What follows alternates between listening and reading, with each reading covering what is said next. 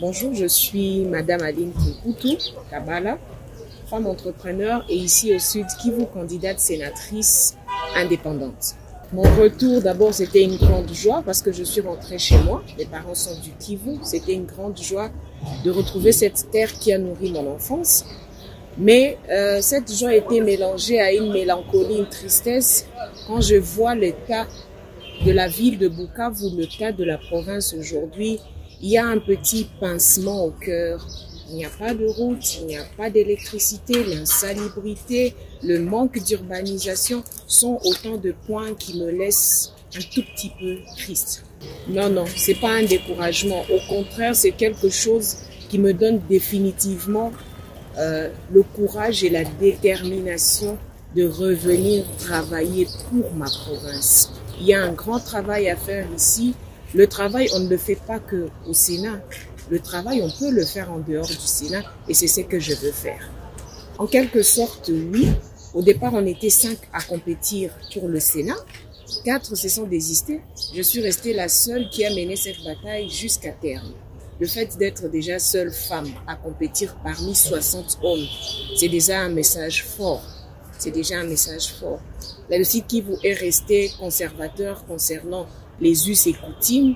La femme occupe encore le second plan. Très peu de femmes se lancent véritablement dans des postes décisionnels, dans des postes qui peuvent engager la province. Je ne sais pas dire si c'est un atout. Je peux dire oui et non, parce que ça prouve que la femme est capable. Bien que j'étais seule, le fait d'avoir une seule femme auprès de ces grands notables prouve que la femme peut essayer. Quand elle se lance, quand elle a la volonté, elle peut arriver à faire quelque chose. Et par là, j'encourage mes chères sœurs, lancez-vous. Arrêtons d'avoir peur. Le plus important, c'est de se former, d'avoir confiance en soi et de se lancer.